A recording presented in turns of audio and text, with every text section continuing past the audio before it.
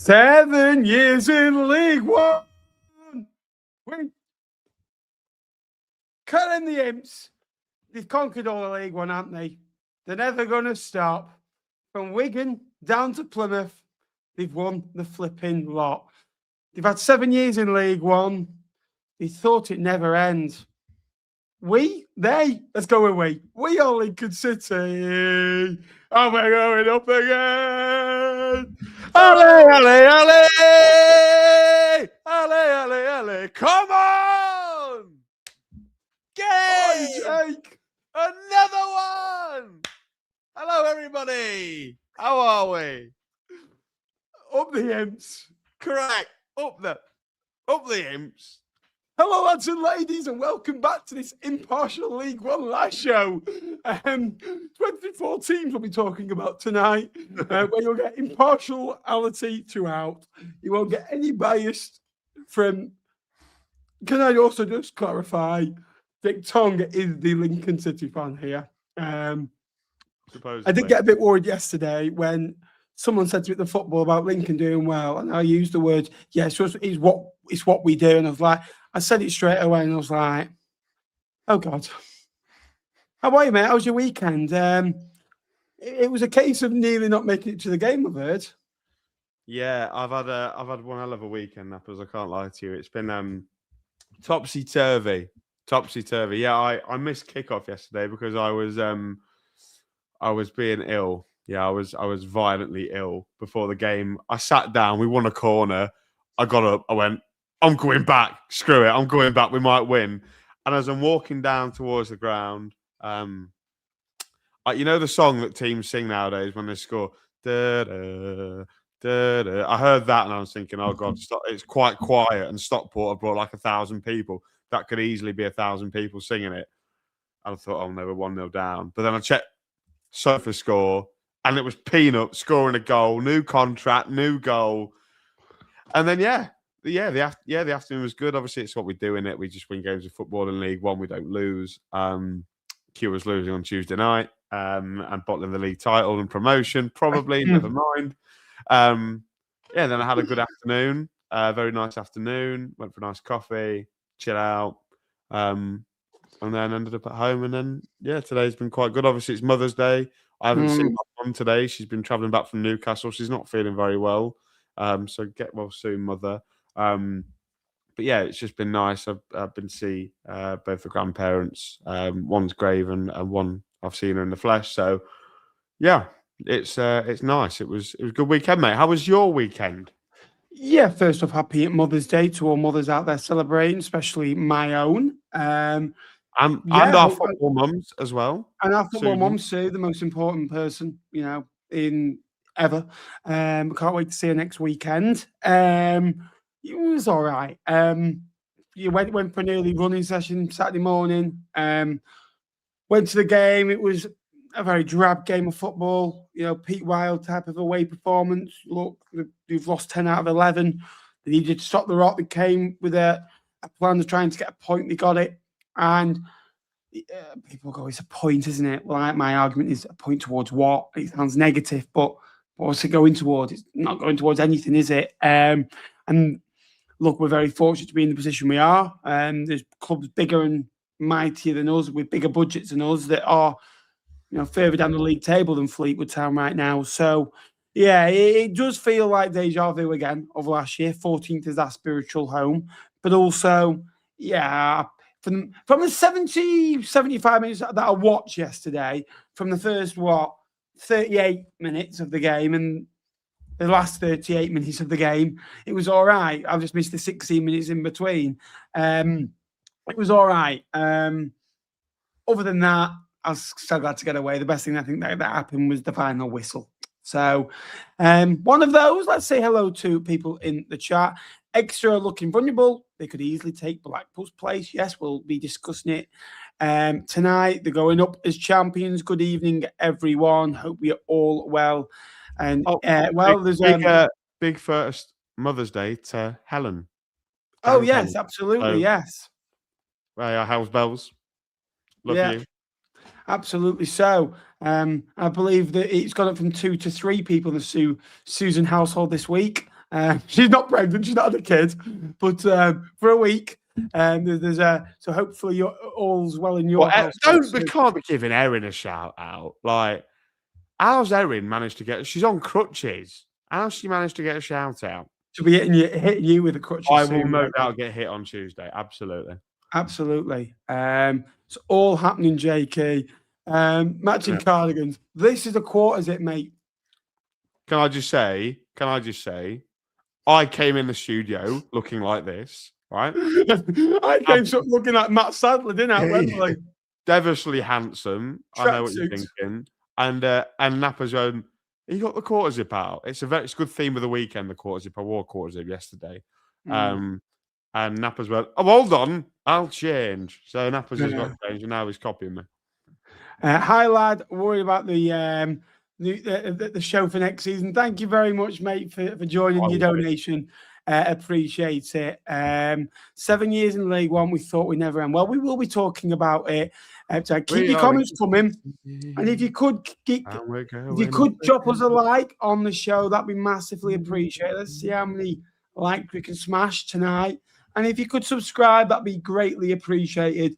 But there's only one place to start this weekend. And for me, that was down at St. James's Park. Now, hopefully Cardiff fans didn't get confused and go over to Barcelona. And then Newcastle. I don't know if you know, a Barcelona fan. Went over to St. James's Park. What an upgrade, by the way. Saw a way better game. People don't believe it. I can. We'll start with Exeter, who have now lost a good number of the games recently. Lost the last 3 games, and they've not won in 11 games. They're in huge trouble, in my opinion. And they've always been this football club that have been patchy, that haven't really got results on a consistent basis, and then they get it in a splurt. And ultimately, about 5 games ago, it looked okay. But ultimately, in the last 6 games, they've only picked up 3 points, while Burton and Albion have picked up 8. Doncaster picked up 7. Leyton Orient have picked up back-to-back wins, which is important for them. Wigan got a win yesterday. Exeter just maybe slided at the wrong times, been very reliant on Jaden Wareham's goals and availability to the side. What do you make of this Exeter side? Because they're currently at 42 points. They are 4 above the drop. But ultimately, with 9 to play, needing to get another 9 points, you've got some tough fixtures to come. You've got to go away at Luton, away at Wigan in a relegation, dogfight, home to Leyton Orient, someone in that dogfight with them, and then away at Blackpool, on Easter Friday, then Doncaster, sizing in around them. Then they've got the Devon Derby, away at Plymouth. Stockport at home could be a tough game because Stockport looking to cement a playoff place. Away at Burton, that could be a huge game come the end of the year. Then you've got Bradford City at home. So there's tough games for them. I'm worried about them from all the sides. And I looked at maybe when Colwell left the football club, I'm worried about them. I'm not a massive fan of Matt Taylor. If he had managed, let's say, Burton Albion 3 years ago and did what he did, I don't think Exeter would have hired Matt Taylor. They went back because it's nostalgic and he's done well before there. But his last 2 jobs, under difficult ownerships and difficult circumstances at Rotherham and Bristol Rovers, he struggled. And I was surprised he got this job. And ultimately, till the end of the year as well, feels a little bit like, well, you're not going to be here to the end of the year. There's no long-term vision. And I feel like they've just lost that structure just at the most important time. Yeah, admittedly, obviously I saw them on Tuesday night when we played them, and I thought they just looked inept of ideas outside of Jaden Wareham. They didn't look like they were going to score, and it's all well and good having a goal scorer in your team, Ben, but if he's not on it, Exeter don't score. It's as simple as that. I mean, he set the goal up against Wycombe the other night for Burton, and for Josh McGuinness. He scored against Wycombe late on. Outside of Jaden Wareham, who's going to score you 5 goals? I wouldn't back any of this Exeter team to do that. And that is showing a little bit. And Matt Taylor, yes, I completely on board with what you said there. He's only got that gig really because he did well at the football club before. He won the League 2 title, fair enough. He even said, I think, when he was appointed, he had a life settled in Sheffield. So he didn't really think it was going to be a long-term thing. When a manager comes in and says it's not going to be a long-term appointment, I then start to get worried a little bit. And yeah, I just have huge concern for them. They're just going to drop like a stone. They've got some good players in there individually, but under Matt Taylor, they lack a real identity. Very similar to this Bristol Rovers team that we had over a couple of years ago under Matt Taylor. No identity. They don't play front-footed attacking football. They don't exactly play defensive football because the amount of gaps that they left open, and Cardiff exploited those gaps particularly well yesterday. But yeah, they look like they're in absolute free fall at the minute. And if you spoke to an Exeter fan, as we did at the ground on Tuesday night, you can't for the life of them figure out where the next win is going to come from, never alone the next point. Because, like you say, they had Cardiff coming to town yesterday, but they've got a load of tricky fixtures, and it's difficult. Their away games are probably 3 or 4 times everyone else's games, bar Plymouth, because they've got such a far way to go, and it can physically take a lot out of the group. So. Yeah, I think Exeter are right bang in the slap in the middle of this relegation fight. And have they got the characters to drag them out of it? Well, I feel that they probably don't at this particular minute in time. It sounds daft to say it because every team that get relegated deserves to go down. But ultimately, the bottom 3 makes sense. You could have predicted that at the start of the year, and you could have predicted that all throughout the season. And you can realistically say those bottom 3 are there because they are quite frankly not good enough. Port Vale's problem was they were just losing 1-0 every week. They just didn't have the individual quality, probably drew a few too many, and hasn't been conceding goals. It's been scoring goals, scoring 26 goals.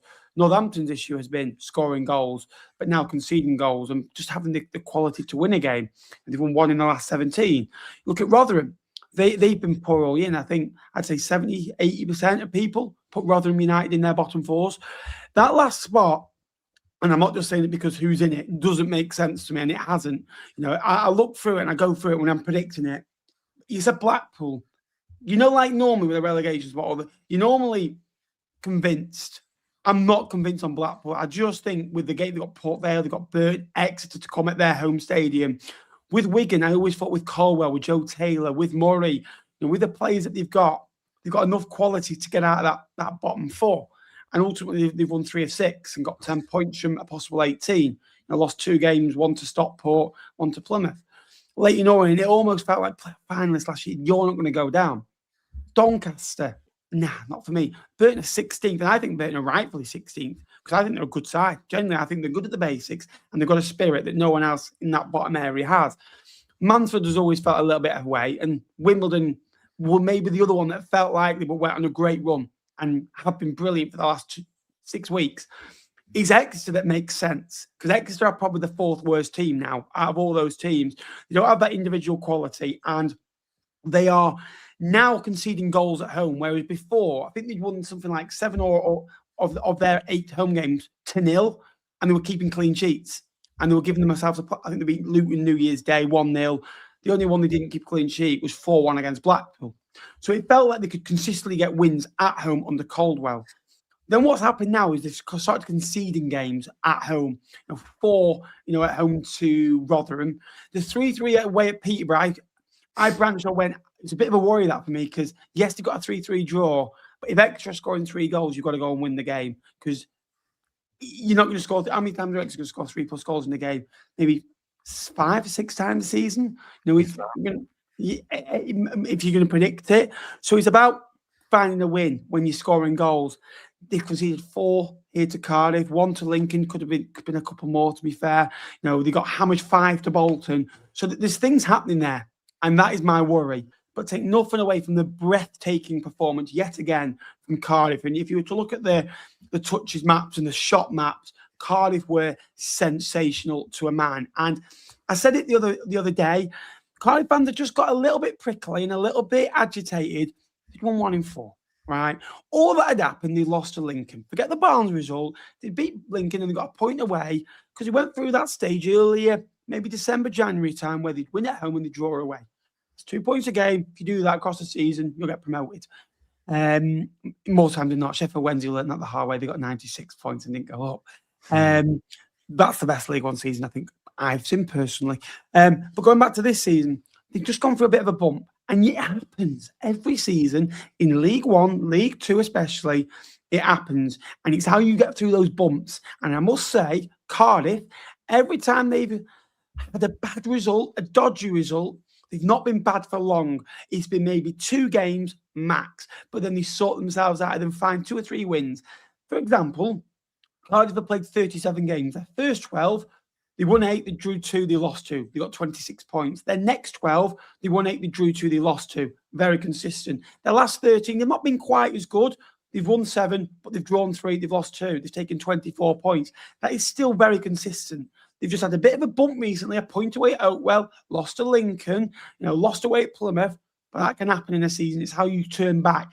And that yesterday, as a bounce-back result, was unbelievable. Not only that, Brian Barry Murphy, fair play to the kid, the manager. He looked like he was coming something out of the Beatles tribute. Did you see his new haircut? He looked like something out of the Beatles tribute. Yeah, it was. Yeah, I think it's quite trendy. I'm not against it. I'm a big fan of Brian Barry Murphy and, in fact, his trim also. But yeah, no, I completely agree. You see so much more of teams when the going gets tough, isn't it? And this Cardiff team, like you mentioned, they're on a bit of a blip at the minute before yesterday. But what a way to react going to Exeter, a team that obviously held Lincoln to just a goal victory on Tuesday night, to go there and win 4-0 and look as comfortable as they did and score some really nice goals as well. I mean, Alex Robertson's goal from the edge of the box is an absolute perler. I thought Ruben Colwell's first goal was a really well-worked goal down the left-hand side that was moved across the pitch and fell to him. So yeah, they've answered the critics, haven't they? And it's a great win, a great performance. It was important because, we'd seen in the early kickoffs, obviously Lincoln going 7 points clear at the time, Bolton failing to capitalise. It was really big that Cardiff then tried to extend that gap while they had the opportunity to, and that's what they did. And they answered all the questions asked of them absolutely emphatically. They struggled with 1 trip to Devon this year. They weren't going to make it 2. I thought they were brilliant. In possession, they zipped the ball around really nicely. All they need to do is get in front. And what did it take them, Ben? Half an hour to get in front? Exeter never looked like they were in the game whatsoever. That's just how much control this Cardiff team, when they have full control. I think this is probably, Cardiff fans will probably agree, one of the best performances of their season in terms of everything going for them. Chances created, control of the game, lack of chances at the other end.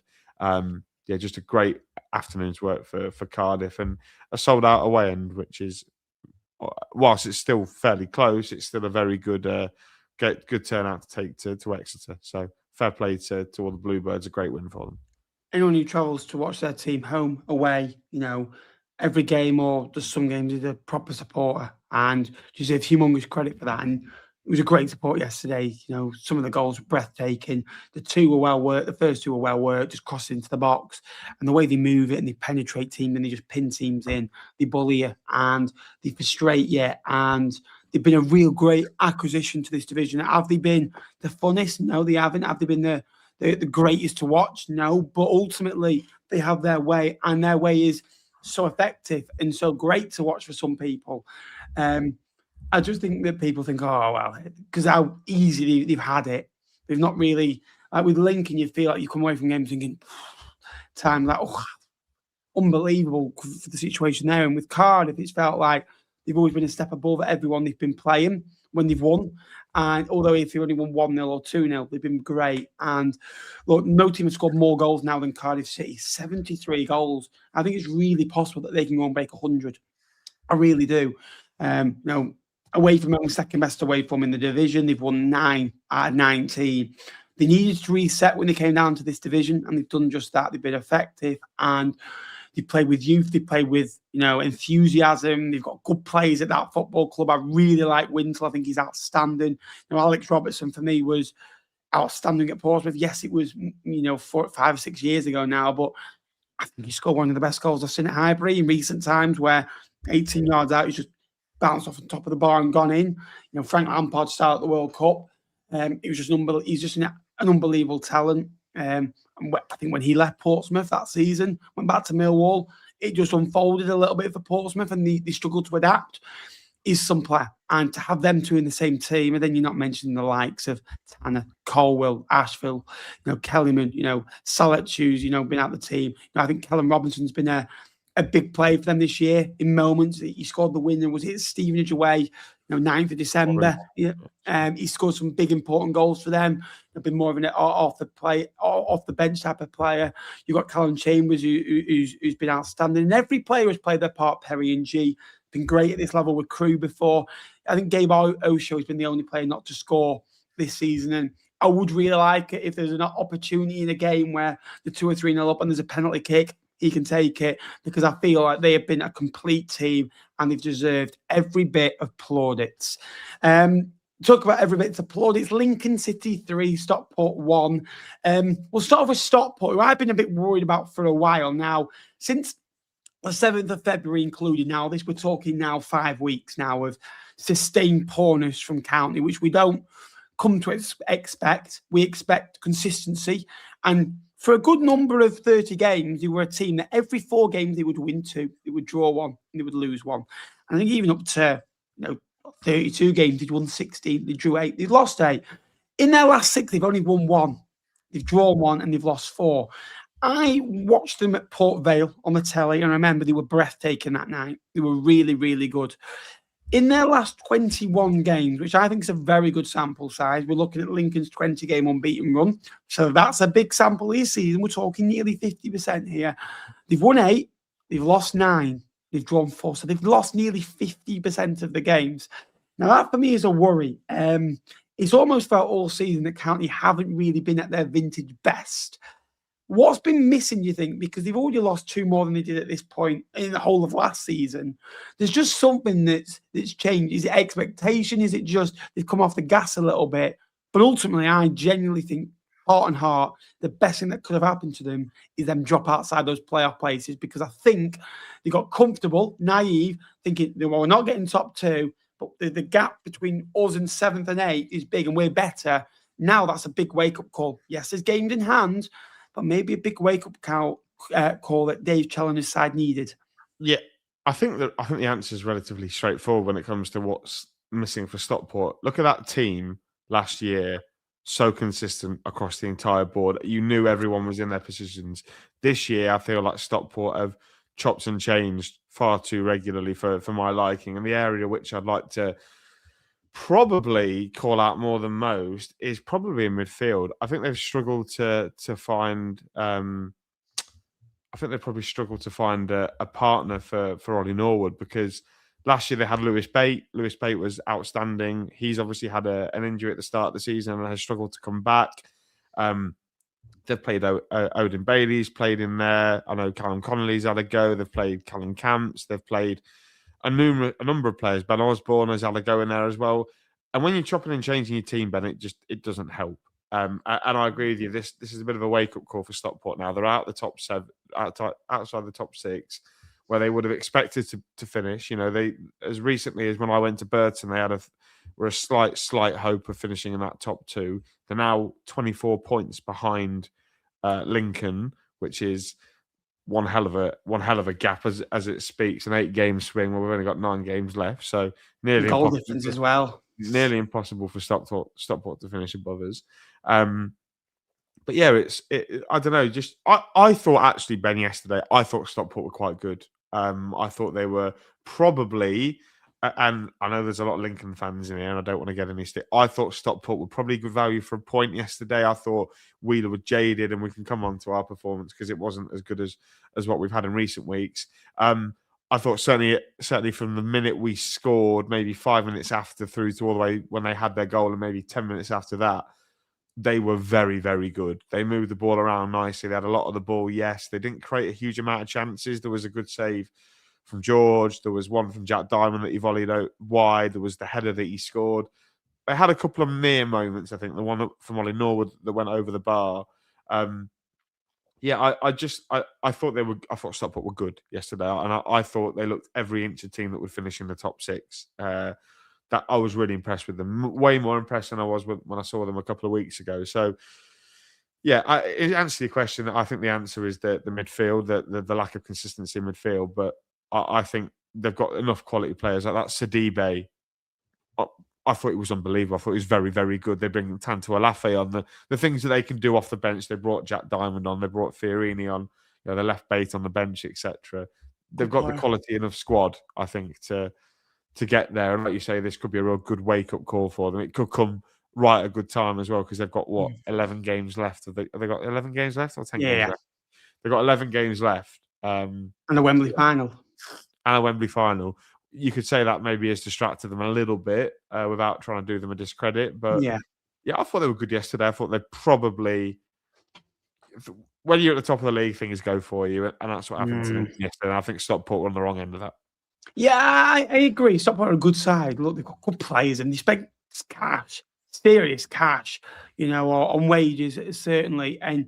But they spent that money so wisely. And have ran as a football club, they have ran really, really well. And spending cash can get you so far. You look at Huddersfield, who spent it appallingly this year. They've not spent it wisely. Luton has spent money, but it's not really gone in the right areas. I think for Stockport, the good thing is now with 11 games to go, yes, they're only outside on goal difference. Yes, they're only a point outside of Stevenage. With 11 games to go now, if they were to get into the playoffs, they need a good run. They have to be consistent. It's not like they're, say, Bradford, they've got like a 7-point bumper cushion at this point. They have to be consistent now. And I do really believe the top four are in, and I struggle to see a world where Stevenage get in with their fixtures. We'll come to that in a minute. I struggle to see where Huddersfield get in. I think Stockport will get in and one other. We'll go through that. On Lincoln, look, first of all, did you do your halftime challenge? No, mate. Do you know what? I've emailed the guy, Matt, and I'm going to try. I've asked him if I can do it on Saturday, the Rotherham game, so that you get to see. Get me on for challenger. Hey? Get me on for challenger. I'm sure that was just like a lad and his carer going on to the pitch, wasn't it? Don't do yourself some discredit, mate. You would never, ever look like my... I'll never look like your carer. Good, because that's not what I meant. But anyway, carry on. Anyway, so on Lincoln... 20 games unbeaten is unbelievable. Collecting 50 points in that run, which would be 6 off the playoffs. It's ridiculous. In 20 games, it's quite unbelievable. No team have got more points at home than this Lincoln side, and the record goes on. 26 games, scoring first, 21 victories. They're an unbelievable force. Look, I will say, performance yesterday at time was poor. Got to remember this Lincoln City group, and I'm not making excuses for a poor performance, but they won the game, right? They won the game. If this performance happened 12 months ago, you'd be coming on here, forgetting everything that's happened, not knowing, you'd be coming on here, no matter, you played exactly like that, you'd be going, what a performance. I'll tell you what, yes, we got away with it at time, but it's a great victory. And I think now it's gone to that point of where Lincoln are acting like a proper club. Lincoln are acting like a Bolton. Lincoln are 15 points better off than Bolton. Lincoln are acting like a proper club that want to go the right way and don't just care about scraping 1-0 victories, which they've done for the last 6-7 years now, where they've consistently got results, every 3 or 4 games. They've just not done it on a consistent basis often enough. And now they want performances to go with it. And in this 20-game in this 20-game period, you're going to have periods where you don't play well, but you have to smash out promotions. Birmingham did it. Wrexham did it. Charlton did it. Charlton were appalling to watch at times last year. Good sides find a way to win games of football in tough games. You got to think, Cardiff away last Saturday took a lot out of the football club. The emotion of 3,000 supporters going, to the capital. Big football ground. Big game. Probably biggest game in recent history since that game against Portsmouth on the final day. Other than that, you're thinking the Burnley game and the Arsenal game, the cup ties, the playoff final. Probably the biggest game since I've known you, that game. And then you have to go away at Exeter 3 days later. And yes, I know you stayed nearby. Coming back Wednesday, Thursday, you're training. It takes a lot out of you, doesn't it? Emotionally. It does. And I was trying to explain this to Sue, what it does. And it's like, as fans, like, you were probably knackered till Thursday. As players, going again and repeating it is hard. And to find a way to get a result. Stockport hadn't played for 11 days. They came in fresh, came in with a focus, and half 12 kickoff as well. That Lincoln, so you got even less recovery time, and you're a bit more jaded. To find a way to win, and those last 5 minutes, Lincoln were electric. He scored 2 great goals, and finding a way to win like that will show you why they are where they are. And you look through the squad, they've had an unbelievable campaign, and every time they get halted, someone else pops up, someone else, steals the show. And that's what I really like about this Lincoln City team. It's together as one. The United, Alfie Lloyd yesterday, Tended Rikwa. It's nice to see him having a change of scoring against Peterborough. He has to eventually score against someone else. Moylan again back in the side, signed a new contract. It's finding a way to win games of football. And with 9 games to go, Lincoln are 15 points clear. We were talking a month ago that the gap could have gone to 0 in the space of 3 days, and I think it went to 10, didn't it? That has helped Lincoln along the way. They always had that game in hand. 24 victories, 69 goals scored. First goal conceded in 6 games. For me, it's not good enough. Scabala's got to go. Got to drop George Wickens. 80 points, 6 wins on the bounce. This team, running out of words for, it's breathtaking. Well coached, the fans are on board. That stadium was bouncing yesterday, and it really reminds me of the Luton squad that got promoted under Nathan Jones. For me, most enjoyable side to watch was that Luton side. They were breathtaking. I think this side, I'll say it now, is better than the 101 squad at Plymouth. I genuinely believe that. And this squad is special. It might not be the best technically. It might not be the on the eye that you want to go and sign these players, but it works so well for the football club. Lincoln have their way. They play it their way. And, with 9 games to go, I cannot believe it's happening. I think Lincoln City are all but promoted, Jake. Lincoln City are 13 points away from the championship mathematically. 13. That terrifies me, that it's an unlucky number. But, yeah, I never thought I'd ever be on the brink of saying that mathematically this far into a season that we would be all but promoted. It's our best ever points tally at this level, Ben. 80 points. I think the most we've got in this level was 77 the year we came 5th and lost in the playoff final to you boys. But just look at that 20-game unbeaten run, right? Look at who we've beaten in that. That 20-game unbeaten run, Ben, by the way, consists of Stockport a league double over Cardiff, who are second. A league double over Stockport. A league double over Barnsley. A draw with Bolton to not let them catch ground. A massive win over Bradford City. A draw with Huddersfield. We've gone and tonked Plymouth away from home. We've had 4-0 wins against Northampton. We've had 4-0 win against Blackpool. We've gone away to Exeter and played Burton and Mansfield. These nitpicky games. We've absolutely battered Peterborough. Every challenge that you could have thrown at this Lincoln City team over the course of 20 games has been thrown at them, and they have given the right answer, time and time again, and that just is impeccable. You cannot, absolutely, Billy, if you don't like it, clear off. You're taking spot in the championship next year. Well, who does Billy support? Oxford. Unlucky, mate. Nice knowing you will take all your best players, and you can laugh at us then. But yeah, no, look, just an unbelievable run, a team I just have no words for anymore. The way that they are. I mean, I said this to you on FaceTime yesterday, Ben. We could lose our next 3 games and still be at 2 points a game. That is how mental it is. And Lincoln probably aren't going to lose the next 3 games based on current form. Or maybe because you're coming, we might end up losing one of them.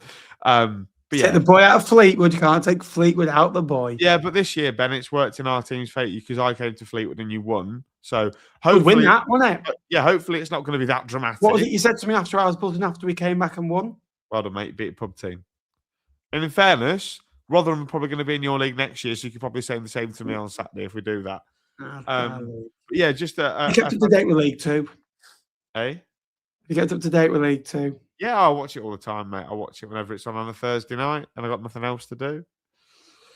But I try and keep myself entertained through other means. But yeah, Lower, a great run. And it's built on a defence, right? You say this is the first time we've conceded a goal since Bolton, which was on Valentine's Day, by the way. I think 526 minutes between Sam Dolby's goal and Jack Diamond's header for George, which is a club record at EFL level. So fantastic for George to get that. And yesterday wasn't vintage. Yesterday wasn't spectacular. Like I said, I thought Stockport probably warranted a result. But like I say, when things are going for you, things are going for you. And, Ethan Pye probably in 45 other games doesn't swipe a foot at that. And that close to goal and deflect it past Corey Adai. I don't know what on earth he was thinking, but there he goes. But on any other day, maybe Alfie Lloyd gets punished for giving quite a slight nudge to Brad Hills in the back and going on to score. These things might not happen on another day. But that is a sign, I'm going to say it, a sign of champions to win convincingly against a good team, despite not playing very well. And like you said to me last night, Ben, you can't play well every single week. This stage of the season, it is about getting results. Every single time, it's about getting the result. This team are so good at doing that. They are so good at getting in front early, and holding on to things. I even thought the lads that came in yesterday, Riley Towler, hasn't started at left back for a long time because Adam Reach has kept him out of the team. Came in and was absolutely outstanding. Ryan One, back-to-back starts for him now. He's looking more of a threat. Rico Hackett coming back into the team looked really well. And what I like about this team, Ben, there's a video of the third goal and of Alfie Lloyd's goal. By the way, no more popular goal scorer than Alfie Lloyd on Saturday. You could tell what it meant to him and what it meant to everybody. They love Alfie Lloyd. It's fantastic. And when you get a loanee that you can see loves it like Alfie Lloyd, I think you're onto something good.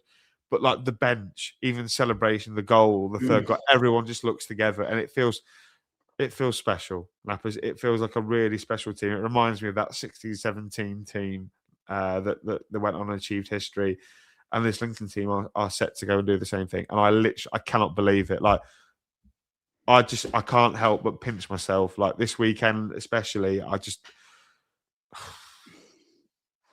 don't know what to say. Like I don't know what to say.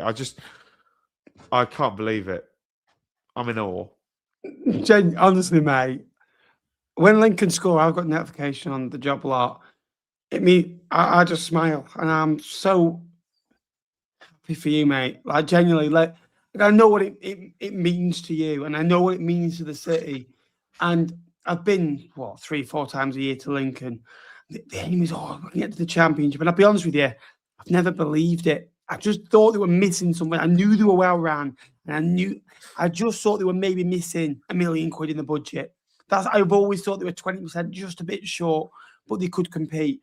And it's about timing and it's about moments. And Lincoln have timed their run to perfection and moments in games. If you go back early in the year, the Luton, the Plymouth game, just for example, it's been like this, but not just this run.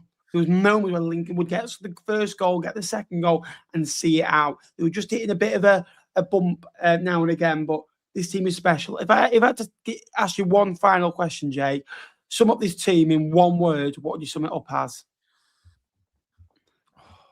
God. Fearless. They're not scared of anybody. They're just bring them, whoever it is, bring it on. Do you know what I mean? And I think they'll take that. I think they'll take that attitude into the championship next year. We're going to need it, admittedly, because there's some pretty big tests and some pretty scary teams. Like we could be coming up against, Richarlison and Xavi Simons and Dom Solanke. This team wouldn't be scared of that. They'd stand up to it, and I wouldn't want anybody else to do it for me. To represent the place where I'm from. When we were in the National League and getting the gates of 2000, like I was one of those 2000. Like every one of those people, every one of those people who stuck by the football club when we got relegated out of the Football League deserve this. Everybody deserves it. The ones that have come on board since, they deserve it. And Lincoln are finally getting their time in the spotlight. And like you said on your video, was it last night you did it? We're going up. I think we're going up. I think we're going to go and compete. I think we're going to go and hold our ground. So bring it on.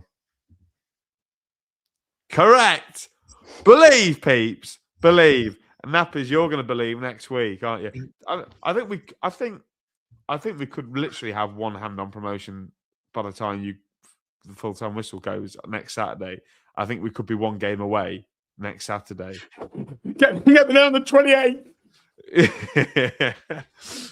There's 130 people in the chat, and if you haven't already, please drop us a like, please subscribe. It's free to do so. League One chat every week and all through the week. So if you are new, please do us a massive favor now, go and like the stream and subscribe. We've still got 10 games to go through. And we've gone like 40 minutes. Wigan 2, Bradford 0. Wigan Athletic, 3 wins out of 4. Home is where the heart is, keeping 3 clean sheets in those victories against Luton, Bradford City. Who's the other one? Wigan keeping a clean sheet. Huddersfield? Yeah. Huddersfield. They beat Huddersfield. That was the one I forgot. And Joe Taylor, it's mad what, giving him the freedom of being the main man, giving him service, pumping balls at him, giving him a bit of freedom, giving him a bit of lease of life, and 7 goals in 11 games. That's more than any Huddersfield player has had in there. Huddersfield didn't use him correctly, and Huddersfield, they signed a lot of main men, and he was the 3rd main man. Dion Charles was there, Alfie May. They've had Hardy now. He wasn't utilised to his strengths, and he felt isolated. Now in that relegation battle at Wigan, he's thriving. Never fall in love with a lone player, Jake.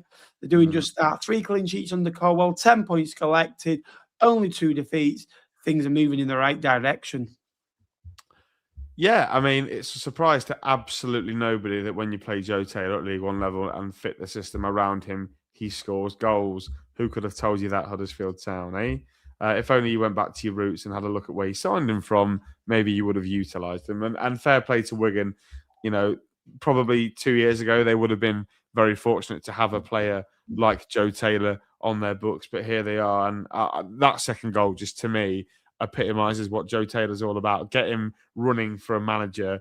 Scoob's got him to run. And Gary Colwell has got him to do it. And that was magical, wasn't it? That touch over the defender and to slot it past the goalkeeper. Just so Joe Taylor. And I'm really happy for him.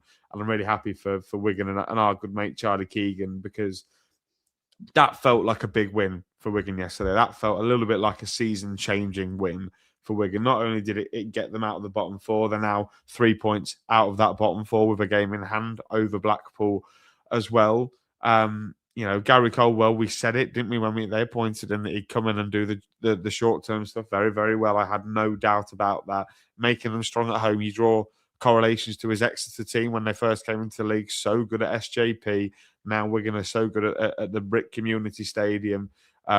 It's so much better. It is night and day from the calamity of Ryan Lowe. They are playing good football. They are playing attacking football. And they are deservedly winning games. And I don't think any Wigan fan will and has the right to complain about the way that they are playing at the minute. Gary Colwell's brief is short. Keep Wigan in League One this season, and then we can build. We can worry about next season when it happens. But this year, come in, make an impact.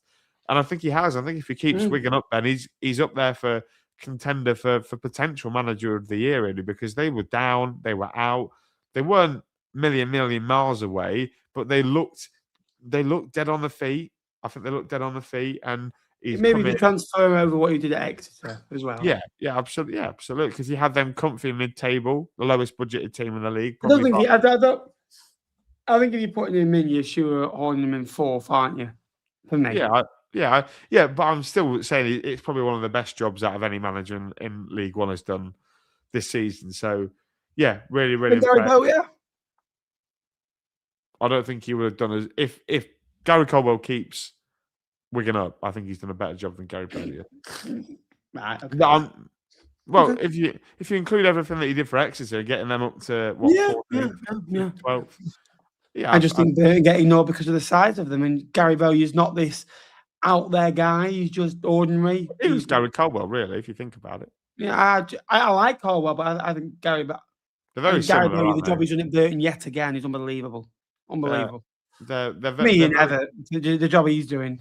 Yeah, I bet you love Ian Everett's job. But yeah, this is a great win for Wigan, Ben. And like you say, it massively helps them in their bid to stay up. Bradford, well, I think away form in the last 6. I think they've won once in the last 6 away from home. It's not looking good for Bradford. They are. Well, they thought they had a slight chance at the top 2, and their top 2 hopes have gone in the space of about 3 days. Another poor performance on the road in front of a really big away following, which I think they'll be disappointed with. Again, I mean, just looking through that team that played yesterday, it really baffles me how a team can be so bipolar from their home form to their away form. Like, genuinely, it baffles me. Like, How can you be comfortable playing in front of 20, 25,000 every week? But the second you go to a ground of 12,000, 13,000, maybe like we're there yesterday at Wigan, and you can't do it, it really surprises me. But yeah, I don't know, Ben. What do you reckon of Bradford? I think it's more tactically. I think at home they're a bit more less up a lease. I think they're on a lead a little bit away from home. At home, they're there to explore. They're there to express themselves. They're ferocious. They pin teams in. They're quick. They're frantic. And I think they're just so good. Only 20 points away from home in 19 games is relegation form, really, when you think about it. And I'm worried about this Bradford City team next year because I think they'll probably drop maybe 30 points off their home form because it's fair play to them if they go and get the points they do at home, where ultimately they picked up 69% of their points at their home stadium. I think 45 points now they've collected, or 44 points I think they've collected. I think you can probably take that down to 30, 32. I think they're going to probably be mid-table because I just think they'll just drop off. They have got good players in there. But again, it's that moments. They were great on Wednesday night against Tuesday night. I think it was Wednesday night. Wednesday night against Port Vale. They were great. We were probably one of the best away performances of the season. But bear in mind who the opposition was. Still got to do it. But ultimately, I just think this Bradford team will continuously just average 1.6, 1.7 points a game because they'll win at home, they'll lose away, they'll win at home, they'll draw away, they'll win at home, they'll maybe win away. So they'll win away one every 3, one every 4. They'll draw away one every 4, then they'll lose the rest. But 6 defeats and 7 away from home is worrying. But they still had a good first season back in the Football League, but a good performance yesterday from the likes of Vickers, Taylor, Murray, again, getting further forward and expressing themselves. Wycombe 1, Luton 2. Jack Wilshere continues his perfect trend. 9 wins, 9 draws, 9 defeats. His last 3, 1 win, 1 draw, 1 defeat. First win in 11, though, for the Hatters on the road, picking up just 2 points in their previous 10 games away from home. Massive win for Luton in their small quest inside for the playoffs. For Wycombe, though, back-to-back defeats for the first time under Michael Duff. After losing to Bolton, I think that might have just taken a little bit of steam out of the pudding.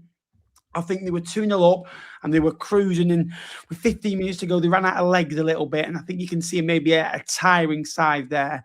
The way that Duff wants to play it is very robotic, but very energy consuming, and it's tough to adapt. At home, they've been really good. They won 10 out of 15. That's their third defeat on home soil. I think they've lost to Peterborough, Plymouth, and Luton. The 3 games now under Duff. 32 points collected from a possible 15 at home. You know what Michael Duff's sides are going to be like. Away from home, they've only won 3 of 14, so they've not been great. But ultimately, yesterday it was Luton's day. Massive win on the road for the Hatters. They've had some good days on the road early in the year at Stockport, at Northampton, at Burton. I remember David was telling us he thinks this Luton team, after that win, could have gone and won the league. Could have gone and finished second. They were great that day, that afternoon, for a 30, 35 minute sustained period. They were outstanding and they ran all over Burton. That was the concern that day. For no one does that. Like Burton, for how poor they can be, they don't get outran, and Luton did that day. Good win for them. They are only 2 points off Argyle, only 2 points off Wycombe now, only 4 off Reading, 5 off Huddersfield. However, they've got to now go and back it up. Exeter, Stockport, Peterborough to come. If you're thinking the side wants to get into the playoffs, maybe go make 7 points. Yeah, I think so. Yeah, it certainly was a good win for Luton, wasn't it? It was one that was much needed because it looked like their season was all but fizzling out, really, wasn't it? But like you say, this win now takes them within 5 points of the top 6, which doesn't look a massive gap to try and overhaul between now and the end of the season. I seem to think that Wycombe, from memory, have got a really poor record at home to Luton, and that obviously continues. Sometimes when a team is a bogey team, they traditionally stay so. But I thought Wigan... well, ours was Burton, but then we beat them 3 times in one season. So it's pretty much nailed on and gone, isn't it? Yeah, look, Luton did really well to get themselves in a good position in this game. Goals from Naismith and Casey Palmer, who I think has actually been quite good for Luton since coming in. And maybe he's not had the plaudits maybe that some other January signings have had throughout the course of the division. Casey Palmer's gone in there and made a real impact. I think forget about perhaps some of the antics that he makes. But he's a very, very good technical player. I think he came through at Chelsea. He's got that caliber of ability. You can see that when he plays. I think he's helped and really added something to this Luton midfield. Certainly goals and assists is his forte, and they get themselves in a great position. Yeah, the only blemish on the afternoon was a late goal, obviously from former COD Junior Katerna. But Oh, mate. My mate Junior Katerna, who gave me absolute nightmares on the day that we beat you 1-0 with an offside goal. Tick, get it in. Did he play? He did play that day, didn't he? Yeah. Yeah, I thought so. Look, a good win for Luton. Do you, Ben, does it feel a little bit like too little too late for Luton? Because they've got 9 games left. It's a 5-point gap to overhaul. You're looking at half a point that you got to claw back per game week. It's doable. It is doable. And we've seen teams come from this far. But do this Luton team give you enough to think they're going to go and have a consistent? They've been inconsistent all season. Are they now, when the pressure is on the most, going to put a run together? Is my question.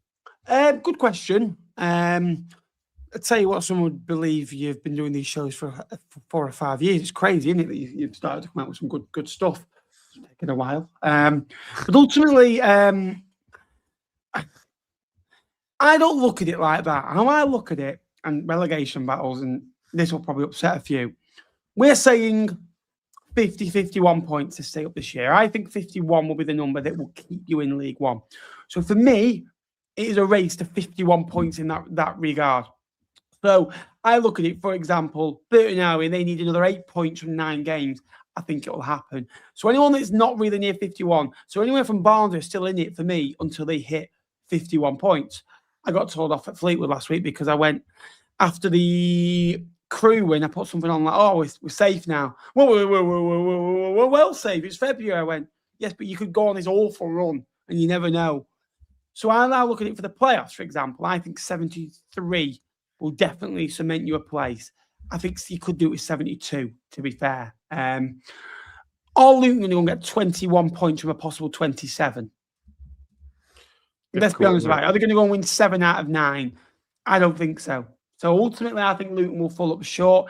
I think Luton will be the type of team this year that goes and gets 65 points, finishes between 5 and 8 points outside, and they'll probably...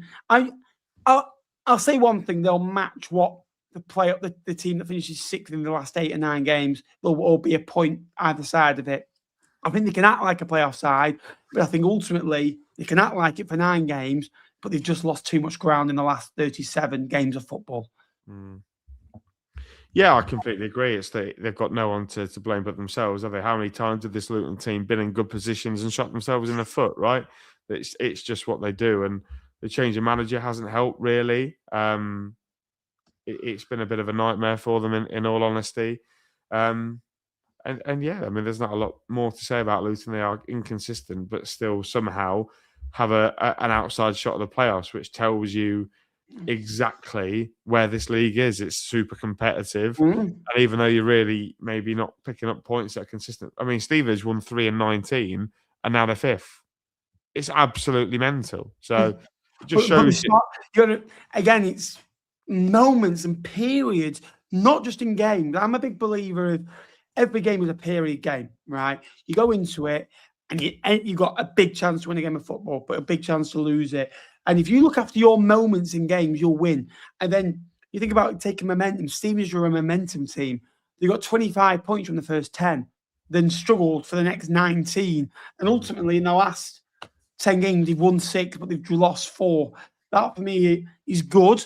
Look at the fixtures to come. Someone's asked about Blackpool, 38 with 9 to go. Yeah, but ultimately, even if you were to go and average 1.5 points a game, which is mid-table form, you're only going to go and get 13 points, which will be 51. So I could see it, but I could see a world where I genuinely think that 51 will keep you up this year. But back-to-back wins in this league can take you places. Look at Leyton Orient. Leyton Orient 2, Peterborough 1. 2. If you look at it, in the last 5, they've won 3 games. And they've lost to Barnsley 3-1. They lost 2-1 away at Bradford. So ultimately, they're all right. They're okay. big week for them. They needed to get points on the board. Stevenage and Peterborough. I think I said if they can get 4 out of that, they'll be very happy.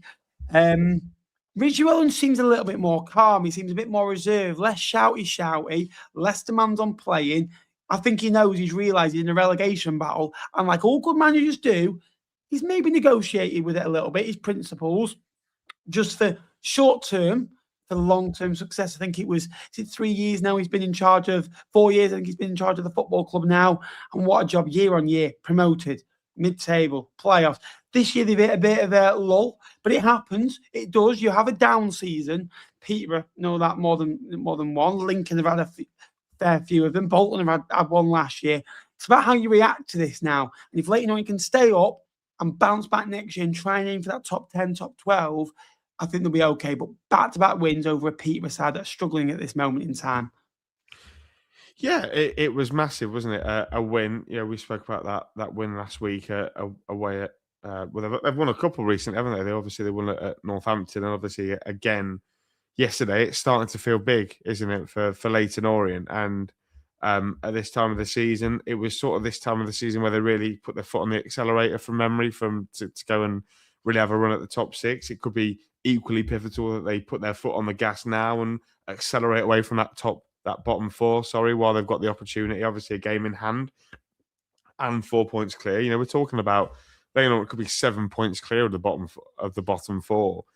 Yesterday, way more composed. They looked a lot more of the team of certainly last season, despite different individuals being in the team. So, yeah, a really good win for the O's. Really important. Theo Archibald, another fantastic performance from him. Yet again, no surprise he is performing this time, obviously off the bench, coming on for half an hour. Against a Peterborough team whose season is all done and dusted, really, isn't it? For Posh, they are the epitome of on the beach. They're pretty much. I mean, they haven't technically got the points. They probably maybe need another 5 points from 10 games. But they're pretty. You expect them to get half a point a game between now and the end of the season. It's a good win for the O's at home as well. They're going to have to make Brisbane Road a fortress between now and the end of the year if they're going to want to stay in the league and kick on next year, which Richie Wellens will want to do because he's an ambitious young manager. I think it was a great win and a much better performance, much more Orient than we've seen from them at spells this year. Yeah, I think the second goal, they were on the back foot. People were asking a few questions, and they just frantically moved the ball forward and back to front really quickly. That's Leyton Orient. That's Richie Wellens. And I mentioned that a couple of weeks ago, I think even the last show we did on that Saturday, that last Sunday, I mentioned Richie Wellens is a team that goes on bursts of form, that they find a run. That the teams that got in the playoffs, the team in the second half of 23-24, which was a honking season of League One, by the way, the worst. Genuinely was horrific. Can't remember it. And then they found a way in the last half of seasons, didn't they? And I actually went, do you reckon that could get them through? And I genuinely think that's what it is. I think that they've just found a way and they found a formula, and I think they'll stay up. I genuinely do. For Peterborough, now winless in 5, exceeding 10 in that run. In 2026, they've not really been rosy. They've lost 7 of 14. They've won 5, drawn 2, 6, only 14 points in the last 13 games. However, before that, they were breathtaking, where they won 5 and drew 1 in the 6 previous games. So I think with Luke Williams, it's just got to that point of season kind of consolidating now. You don't want to go down too much. You want to finish as high up the table as possible. I think that maybe top 12 is their aim now. At one stage, a couple of weeks ago, I thought maybe go and finish inside the top 10. But look, it's been a season of, I think it's been a learning season for Peterborough. It's not been great, but they've learned a lot about themselves as a football club. And I don't know if you've seen, there was the Poshcast did a great report on it. They've actually made a profit this year.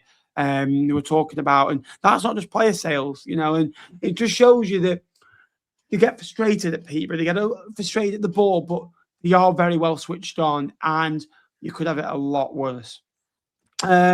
Doncaster 2, Blackpool 1. Should we go and play Oasis, in the bushes? It's only one, Cerny and Everett.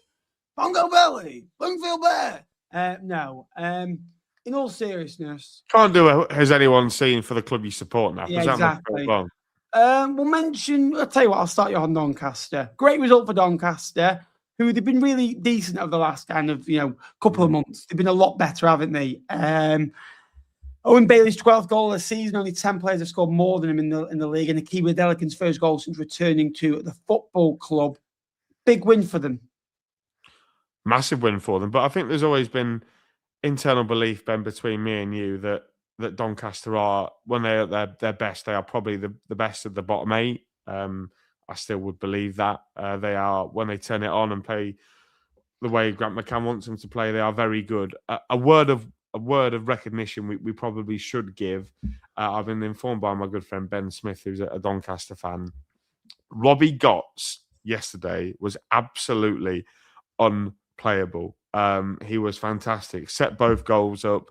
That was maybe a performance that really sort of announced himself to the Doncaster Rovers fans, because he's been a little bit hit and miss since his summer arrival from Barrow. But he stepped in and was absolutely outstanding. Obviously, 2 assists on the day for him, and just ran the midfield in general, albeit against a Blackpool team who it's not exactly difficult to run things against at this minute in time.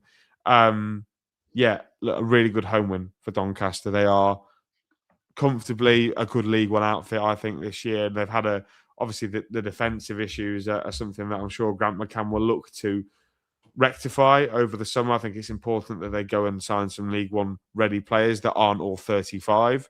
So maybe younger defenders that can maybe keep up with the speed of the young attackers in the league.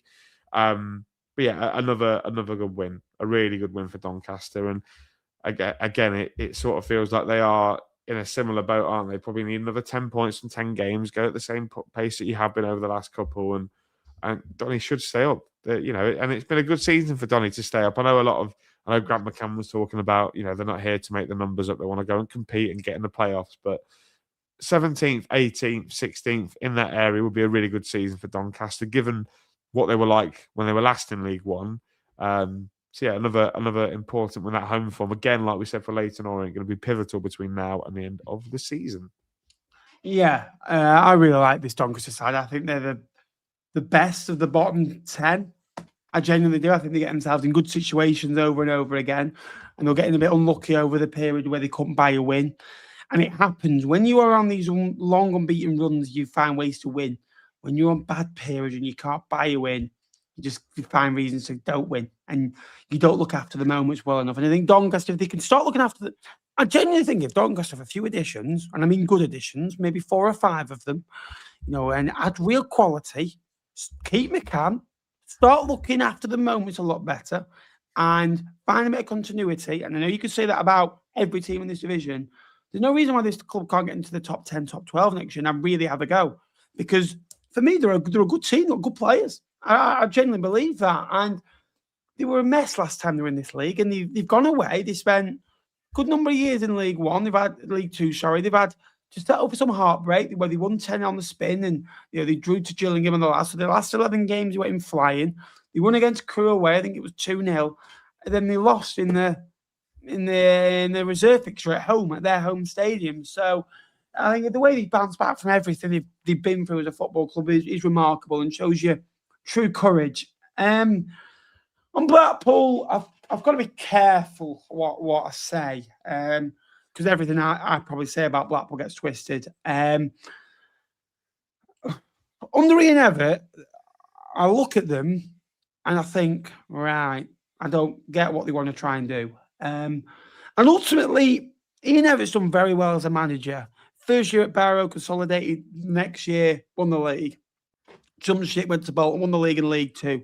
But in League One... They didn't win the league in League Two for Bolton. They came third. Well, we got promoted. They got up. Bolton didn't even win League Two. Ultimately, right. Oh my God, big club, my bloody backside. Carry on. Ultimately, right. He had a good first year there, and the second year they were really good defensively. Every time Ian Evatt has been under pressure, he's struggled. But just say he's bottled it. I know you want to. He's bottled it. Yeah, he has. He's bottled it, right.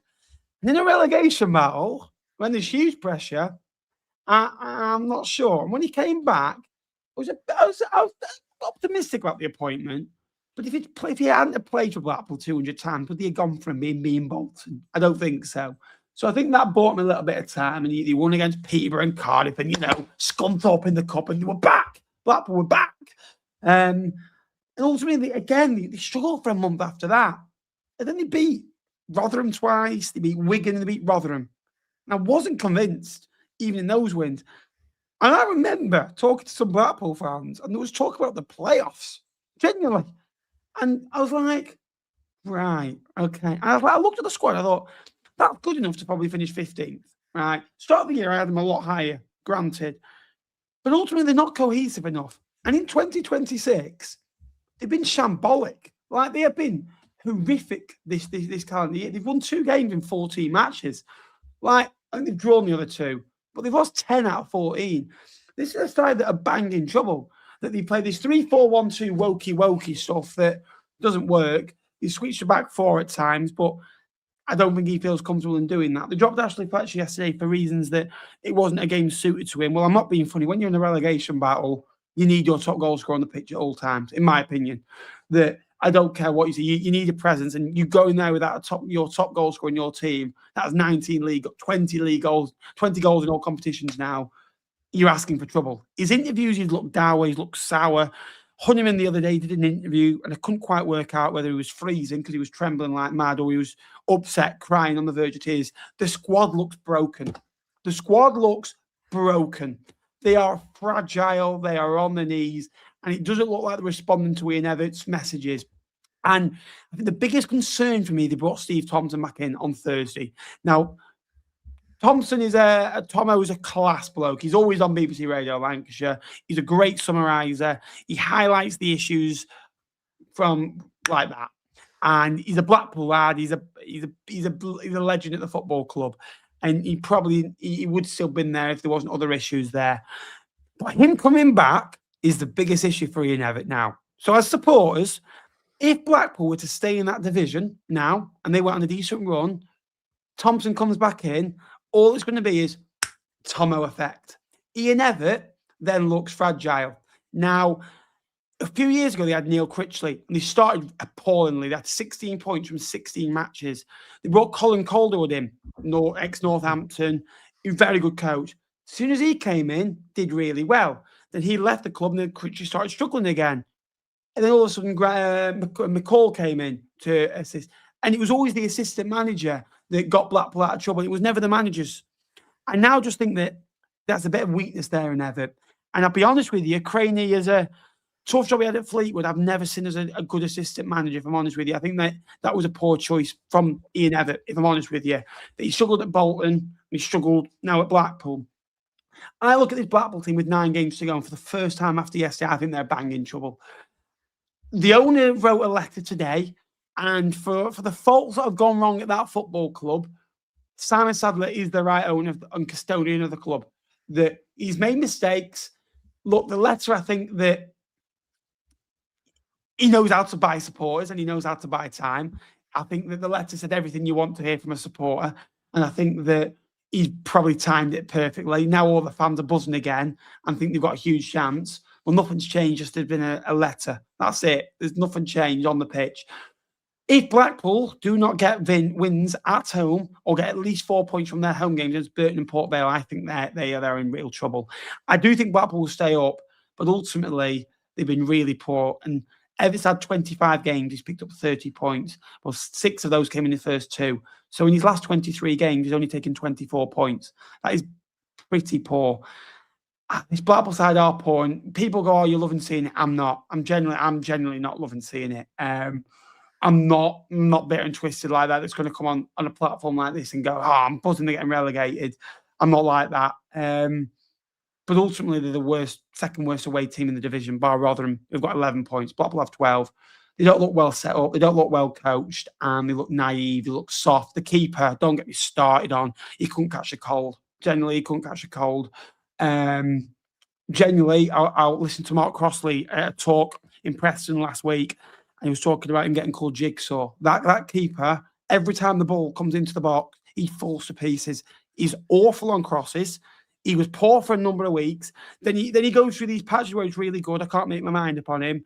He was awful at Sheffield Wednesday. He was poor at Birmingham. And the keeper, you've got it.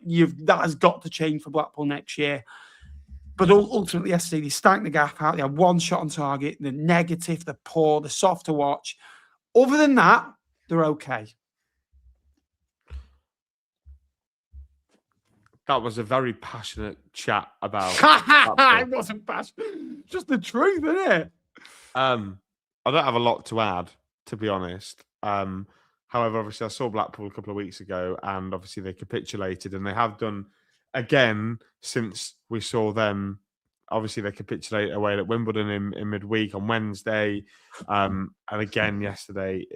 As soon as we said it, didn't we? As soon as something goes wrong for Blackpool, the heads go down, they drop, and they might as well not be on the pitch. The opposition might be able just to walk the ball in the net. And you say individual mistakes all across that pitch, and again yesterday, individual mistakes, and it cost them. And now Blackpool are looking exactly where they are on the league table, and they deserve to be there. So I have not a lot more to add, Ben, than your little vent.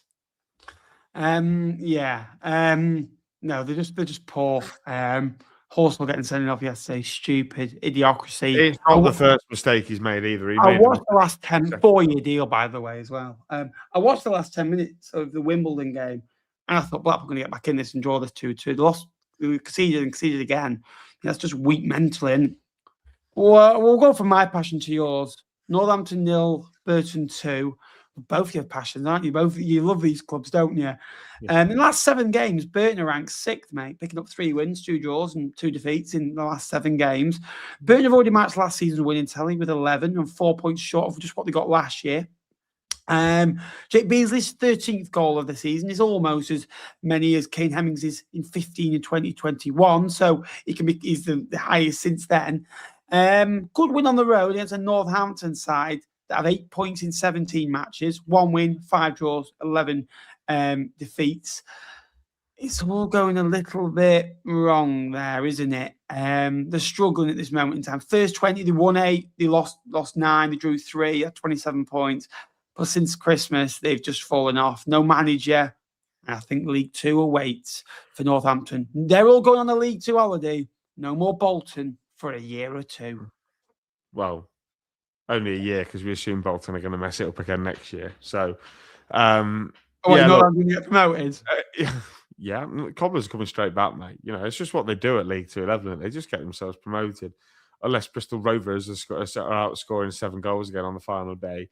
It looks bleak for Northampton, doesn't it? Like you say, no manager, obviously parting company with Kevin Nolan, which I don't think comes as any surprise. The performance levels in recent weeks have been pretty poor, and not only when you sack a manager, you bring Colin Calderwood back in, you expect the level to raise a little bit. It's not happened with Northampton. Yesterday was another abject performance. They did have chances in the game yesterday.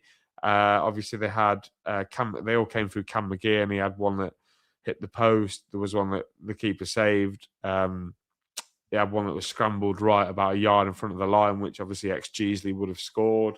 But yeah, just a really bad performance, and another calamity or calamity at home for the Cobblers. They are really lacking goals at this minute in time. No focal point at the top end of the pitch, and nobody really helping the strikers. I mean, Evans has looked a decent, astute addition, but again, he can't do it all on his own.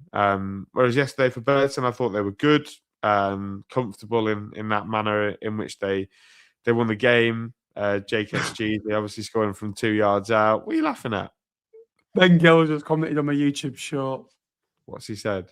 Ben's done another video on the a letter before him. So that's all I'll say. Sorry, I believe actually somebody lost away at Bromley this weekend. Did they? Was that me, or was that true? Ben, did they lose away at Bromley, or else I look like an idiot? I don't think he's here. He's not League One anymore, is he? Yeah, well, he's not going to be League One for a very long time. Certainly with that crook in charge. It's a huge nibble from me. Burton, I thought were comfortable. Obviously, goals from Jake Beasley. Probably should have scored the first one. But he reacts well and scores an extra. I think it's 0.95, which is exactly what he does. And then Karen Lofthouse, I think Lee Burge, or AKA, I should have done better because apparently I look like Lee Burge. Maybe should have done better. He got a wrist to it and wasn't strong enough to claw it out. So, yeah, comfortable for the Brewers. A good away performance, which comes at a really, really good time for them. Certainly when you look at the league table, it puts them into 16th now, which is probably nosebleed territory for David and the rest of the fan base. 9 games to tick the points off. You feel comfortable that they're going to do that. And yeah, just another good win on the road for Brewers. Absolutely. Big play, Borough! Don't start. As they beat Stevenage. It's another game of tight margin football for the Borough.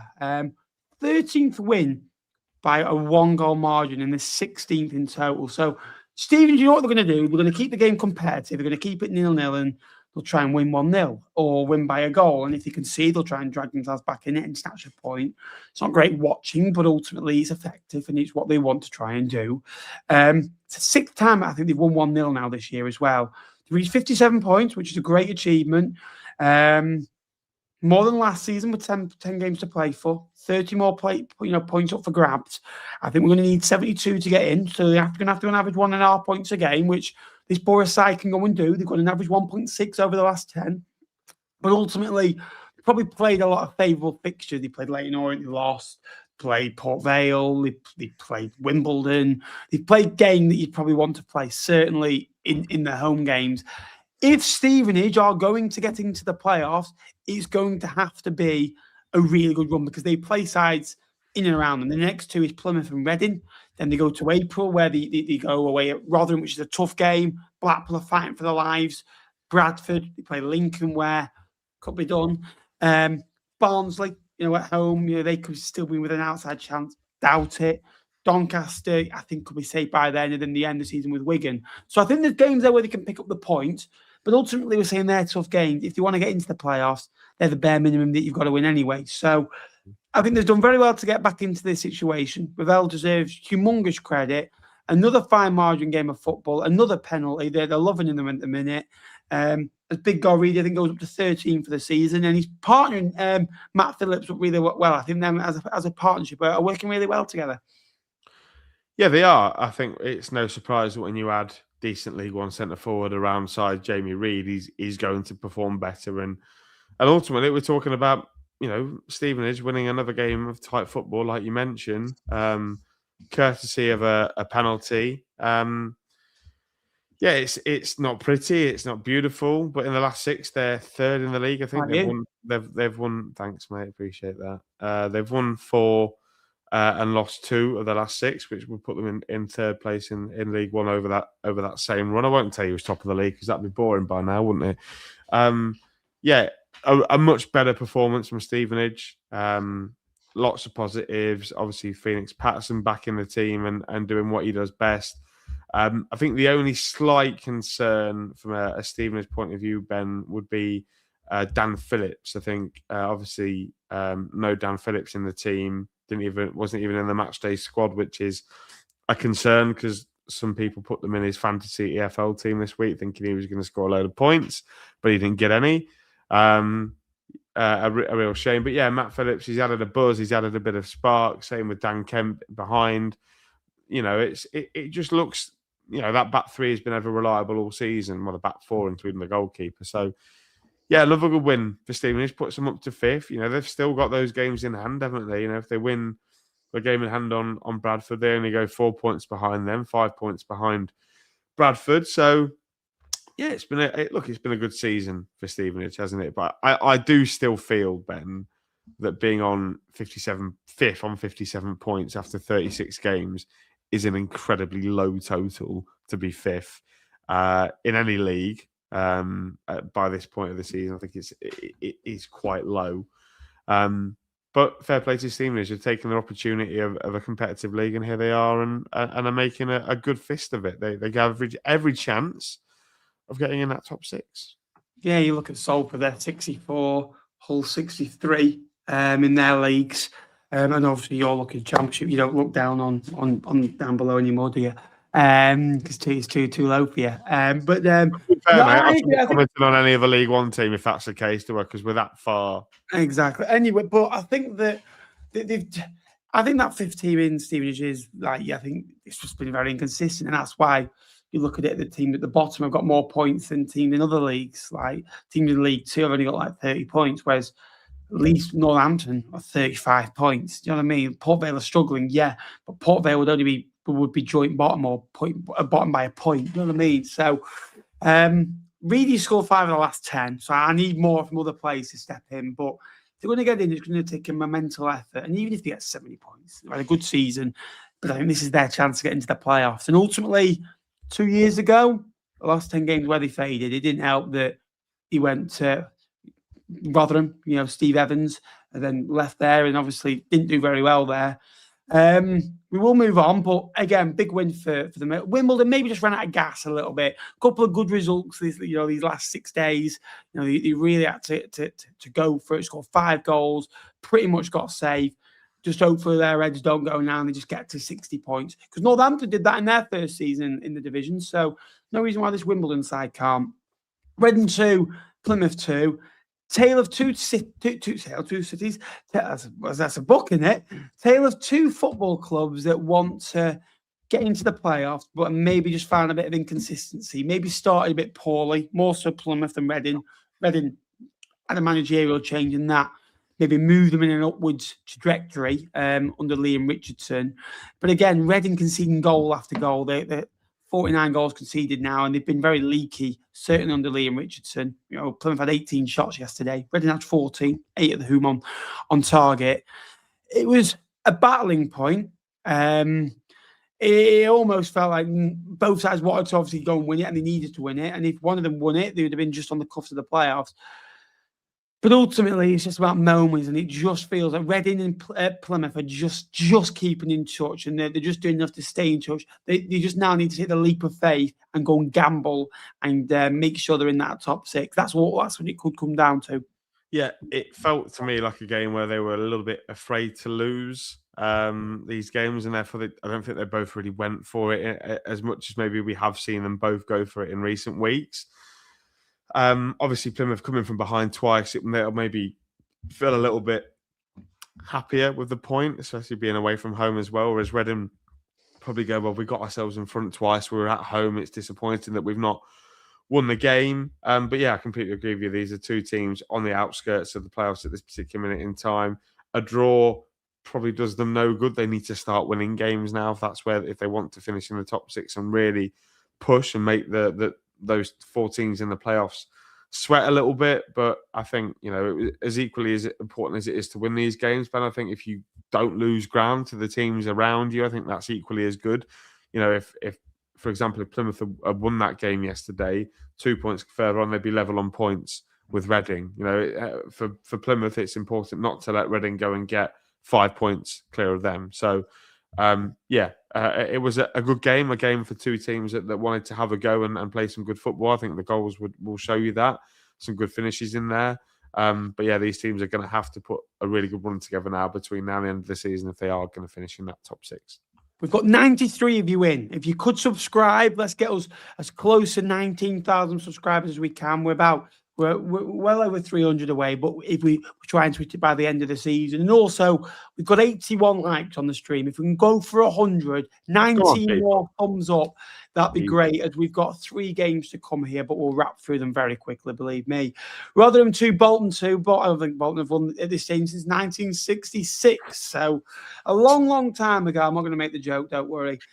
Rotherham have picked up 36 points across 36 League One games, the lowest at this stage of a third-tier campaign since 1996, just a year before you were born. That Dick, 2 years before you were born. 2 years. A campaign during they were relegated, and it looks of whom. They did go 2 goals up in this one, Sam Nombe getting the goals, and you think, where would they be without him? You genuinely think, Nomble, there we are. Without him, they're struggling, and it feels like, I don't know what they want to try and do. I don't feel they have a game plan. You could play Matt Hamshaw bingo. He says the same things every week. I wasn't sure on the appointment. He came in. He gets Rotherham. He's a Rotherham lad. The lads love him. I can only wait for so long. I will say they won the first 3. And after that, they've been pretty poor. They've been pretty poor to watch all season. If they were to get out of it, they're getting out of it on not luck, but on something, and I don't think it's sustainable. If they are to stay in League One, I'll be parting ties with Matt Hampshire regardless. But I worry about the trajectory of the football club. For Bolton, it's another point closer towards securing their playoff spot. Yeah. No, That's not a dig, that's the truth. Of course, yeah, it's absolutely the truth, Ben. You're absolutely spot on. I don't think you should be criticised for what you say about Bolton because their fans can't take that. They're not in the top two. I think there are elements of this game where they're fortunate to get a point because the circumstances of the game, Rotherham were 2-0 up and in charge. In that first half, I thought Bolton were very abject and Rotherham were very, very good. Sam Nombe obviously doing what he does best and scoring the goals. It's what he's done. If Rotherham are going to have any chance of staying up, he needs to find the net consistently. He's doing his part, you can say to speak. But what we do have to give credit to this Bolton team for is they are never out of a game. They always find a way to at least get a draw, and they've done it again. I mean, another late goal from Sam Dolby. Massive plaudits should go to Johnny Kenny. He's been exceptional over the last couple of weeks, provided a couple of really big assists, another couple. Has he? Hey, yeah. We nearly signed him 18 months ago. Did you? Yep. But we... Who did you sign instead? We promoted Owen Devonport from the youth academy. Oh, well, yeah, absolutely clear. So clear. But yeah, no. And then we went out and signed in the January Kobe Moore. Not Mido Odebeko. We had Meepo as well instead. Player, by the way, Meepo. A point for Bolton. It pretty much confirms what we already know about Bolton, doesn't it? I mean, they're now. We thought, they're playing early. They could have got an extra couple of points on Cardiff, closed the gap to 6 points. Instead, the gap is now 11 points. And still got to play at Cardiff as well. And still got to go to. It's looking like a tall order for Bolton to get in there. In the top two, it looks like they're going to settle for the playoffs, mate, unfortunately. And I think if you even factor goal difference in, Cardiff have got double the goal difference of Bolton, so it's another point, isn't it? So, yeah, it's a tough one for Bolton to take, but they might as well get in that mindset now and use this sort of as a mini pre-season. Get Cozy Doobie back in, maybe get Blackett Taylor playing good football. It's just how Bolton season have gone, really.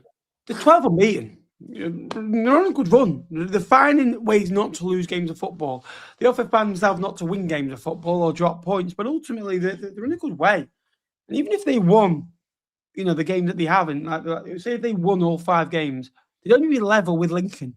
If they'd won their last 12 games, which is they've won 7, if they'd won the other 5, they'd only be level with Lincoln and only be just in front of Cardiff. That tells you the level that the other two have been at consistently over this last 3 months. And Bolton have been okay. They've been getting better. I think there's periods where I think that the more points off than they should be in terms of the positions they've been in, but in terms of game and statistics, they're probably less points off. That's one thing I will say. We'll move on. We've got 2 games still to go. Mansfield 2, Barnsley 2.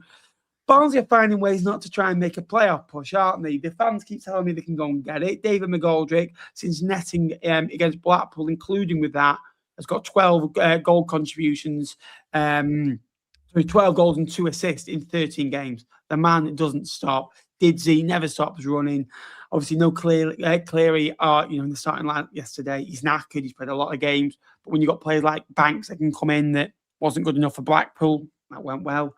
But ultimately, the Barnsley's attack gets them in positions. Their defence puts them back in the position that they are in.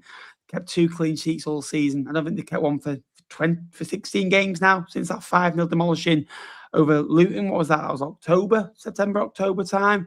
2 clean sheets in 35 is horrid. But Mansfield deserve humongous credit for coming back, finding a point, and just 3 defeats in 15 now. They have drawn 7 of the last 15, but 22 points. Mansfield consistently get points on the board. That's why they'll be mid-table. Barnsley consistently concede goals. That's why they'll also be mid-table. Yeah, 2 mid-table teams. I think Mansfield will come out of it feeling happier than the other. But 2 teams we're going to be talking about next season, absolutely guaranteed. Yeah, both very, very inconsistent. Actually, that's a lie. Both are consistent in the fact they go on runs and they go off runs and they go back on runs. But yeah, props to David McGoldrick. He's probably been the second best player in League One since the turn of the year. He's been outstanding. His goal contributions have got him back in contention for the Republic of Ireland squad. And a very, very good, a good point for Mansfield against Barnsley. They're probably going to go on a run and maybe draw their next 8 games or something now, Mansfield. That's just what they do. So, yes, another point towards securing safety. Port Vale 0, Huddersfield 0. Huddersfield, another abject performance. Manning's in trouble. Port Vale. I don't know where to start with them because they were poor last week, but they got out of jail with that goal. Again, they were okay at times yesterday, but ultimately they're just so flat, aren't they? And they are. Have they improved under Grant? Obviously, Manning, I think he's had Has he had 9 games now? He won his first 3, then lost 2, then won, then lost, and won, then drawn. I don't feel like that team's cohesive. I feel like it's fantasy stuff. It's fantasy football. They've not built a team. They've just gone out and signed good players and not thought of a system. Whereas Cardiff and Lincoln and Bolton and Bradford and Stevenage and of the world know what they're about and they sign for a system. They don't sign the best players, but they sign players to sit individual systems. Feels Huddersfield are just a team of individuals. They're flat. To be fair, I give Port Vale one thing. They are fighting for John Brady, and I just wish they'd shown this 6 months ago. Yeah, massive credit to Port Vale for getting a good result against this Huddersfield super team. Completely right with Huddersfield, but it comes from the top. There's no strategy. They basically look at the best players, regardless of what system they work in before, and they just go and sign them because they've got the financial clout to do so. And when you do that, you get egos, you get heated dressing rooms, you get managers coming in and being unable to get on top of that. Really, what Huddersfield should have done, if that was going to be their thing over the summer, they should have gone and signed, a head coach that has been there and done it, and got the t-shirt and managed a big club at this level before. But they went for Lee Grant, who got sucked in by the egos. Liam Manning, yes, he's got a good CV in terms of getting MK Dons to the playoffs, Bristol City to the playoffs, but look at what happened to that Norwich team. Like, he couldn't get any of these Norwich players going, and look where they've been since. Liam Manning has left that football club. So, yeah, it's I don't know, far too many egos, no process from the top down, and it's no surprise Huddersfield are faltering. And for a second straight season, they look like they could miss out on the top 6. And I don't think anyone's surprised given how we know that football club ran. With the recruitment they did in the summer as well, you could see a Rotherham effect. Not maybe go down, maybe not on that regard, but they've got a lot of players on big contracts there and big money and hard to shift. Big egos that they just turn up, and Huddersfield isn't the bread and butter. I feel at Lincoln, well, they're giving everything for the cause. That's their life. At Cardiff, they're so proud to represent the football club. And I'm all on vibes. I'm all on passion. I'm all on playing and having identity and enjoying your work. I don't think Huddersfield do that. And that's a worry. 12 games all done. If you can keep liking the show, subscribing. There's nearly 100 people in the chat, by the way, which is phenomenal support. Thank you so much for those that are tuning in. We do appreciate it. So if you could like and subscribe, get the numbers up, that'd be greatly appreciated as we move on towards predictions. Yeah, so we've got a bit of an update, Ben, obviously, because we've not done predictions for a while. Obviously, because last weekend I was coming back from Newcastle, wasn't I? And it was a last minute. Yeah. I was coming on the show, and Tuesday night, Wednesday, I was just recovering from Exeter, so I hadn't gone through them. But I can now reveal to you the score. So the last time we looked at it, Ben, the score was 240 to 227 in my favour. Right. Midweek, we had obviously the Exeter game with Burton. You got no points that game week, so that was good for you. I got 2 points, meaning the gap was opened up to 15. Bolton. Yep. Just be careful, Ben. Then Ben, in fairness to you, you clawed the gap back for the last weekend, the Cardiff away weekend, where you got 7 points, and I got just the 3, meaning the gap was down to 11. So you've done well there. You got a correct score, Ben. Any idea which one you got? Was it just the In one? what game week are we talking at this This is point? when we went to Cardiff, so this is last weekend. No idea. Blackpool. But no. Barnsley against Exeter, you got spot on. Then obviously Tuesday, Ben. Not a great week for either of us, just the 4 points. One correct score between us, meaning the gap remained 11 going into this weekend's fixtures. Where, Ben? What about Wednesday games? Hey? What about Wednesday games? I included them in right, there, okay, yeah. Don't worry. Just making sure. I've been doing this for ages. It's literally my job. Do you know what I'm doing? Do you know what I mean? This guy. This weekend, then you clawed back 2, Ben. You got 11 points this week, which is a very good week for you. You got 2 correct scores from memory. Let me double check. I got 1. You got 1, 2. Do you know which scores you got right? I got 2 predictions right this week. Correct. I got right. I'm just going to say now. I got. Hang on a minute. I need to find the results. I've been doing them all week. League One. I got right. I'm going to say Leyton Orient. Correct. And Burton. No, Doncaster. You got right. I changed that last minute. Get it? Right. So we have obviously a full slate of fixtures on Tuesday night. 15 points down to 9. Ooh. So the gap currently, we only closed the gap to 2 points. So on that game week? Yes, on that game week. So currently it was 11, now it's 9. Yeah, that's right. Yeah. So I've gone from 15. I was 15 though adrift at one point, now it's 9. Yeah. So just saying, the points gaps can maybe creep up on you. Just be careful. Mate, you sound like Bolton. Like I'm not scared of you.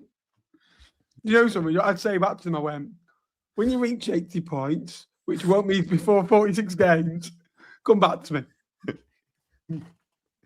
Ben, you're on 249. I'm on 258. So it's getting spicy.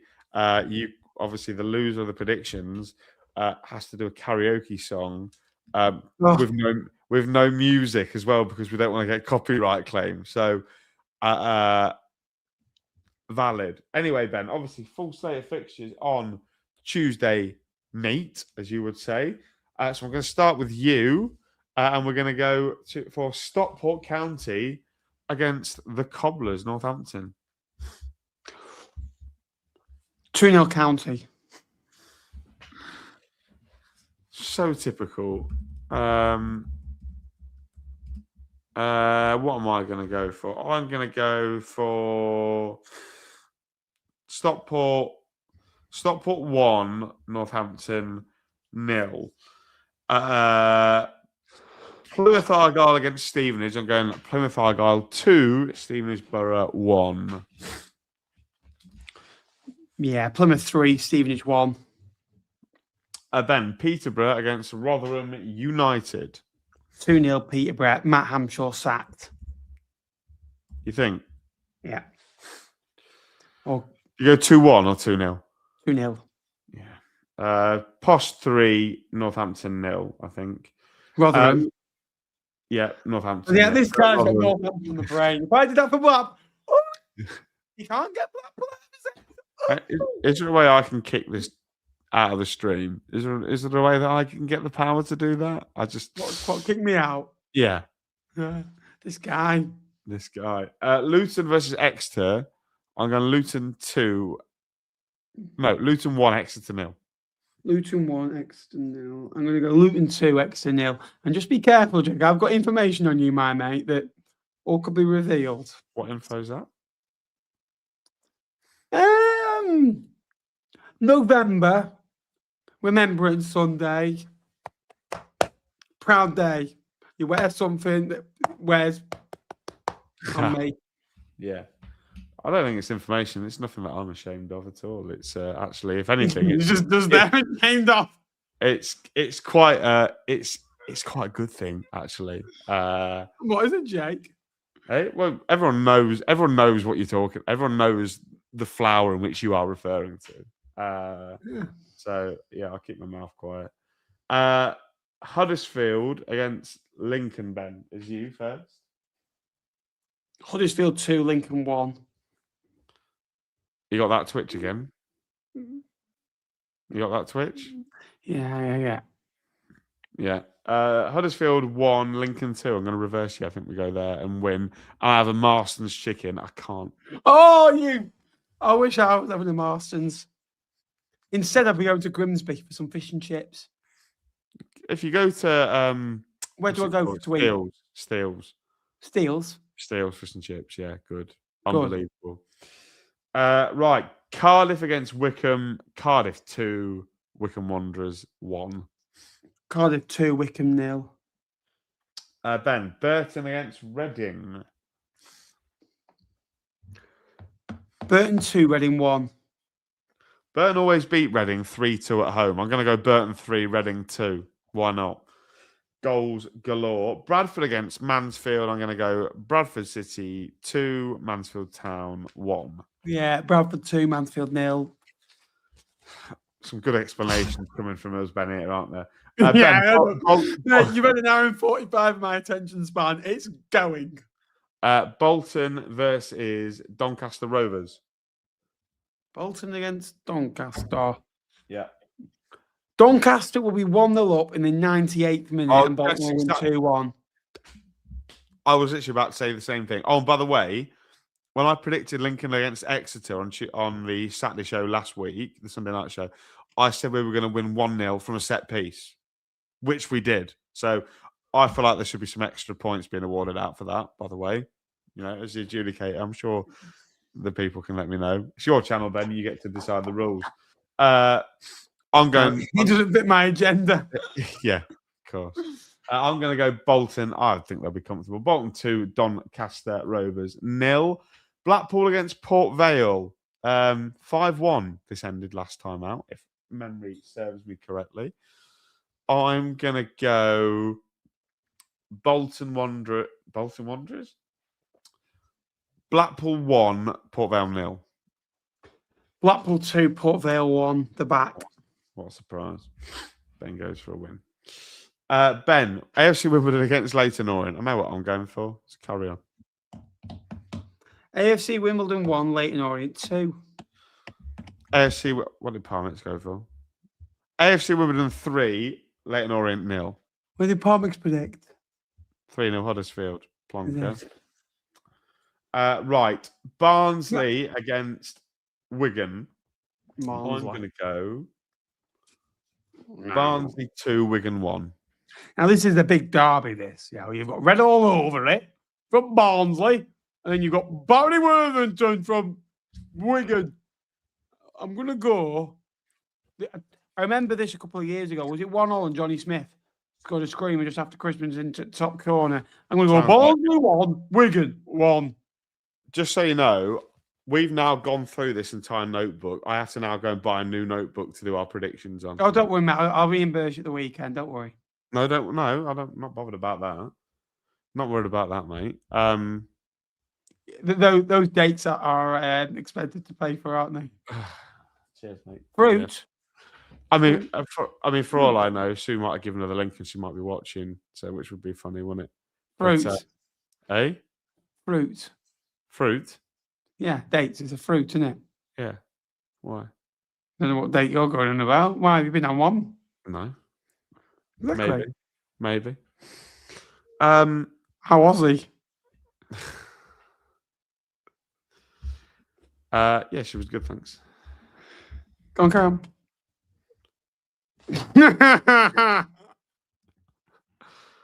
I feel like I'm getting stitched up here.